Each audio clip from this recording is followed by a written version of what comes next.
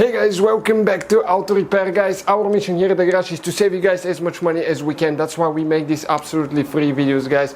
Let's go ahead and start on it now.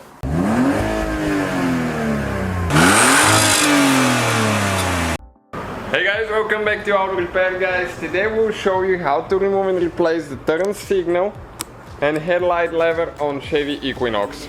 That's a weak spot on those. Sometimes they quit working. Okay, that's the one I'm talking about. Let me turn the light on so you can see a little bit better. Okay, this thing right here, ours is broken inside. Okay, you can see it still works sometimes it doesn't, but I'll show you now how to remove and how to replace those. So we will need to remove that cover on top. Okay, so this one, if you grab it, okay, you can pull it straight up. It has a couple clips holding it, but you just remove it.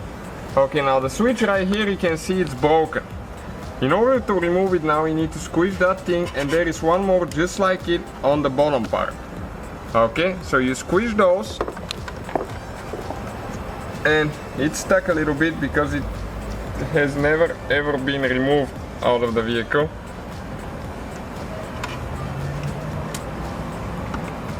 Okay, so I'm almost getting it done now. So when you press these two, okay, you pull it out. Okay, we're going to unhook the wires now by pressing here. Okay, pull the wires, and that's the switch. Okay, those are the things I'm talking about. Okay, you see those? You need to press them in really good. And what happens actually, this one, you cannot press it so good as you can see. You need to move it a little bit so it can go down. That's why it didn't want to come out at first. And now we're ready to install the replacement switch by connecting the wire first. Okay, make sure that it's in all the way. And now it just snaps in place. Okay, like that. Okay, we need to make sure we have that plastic here.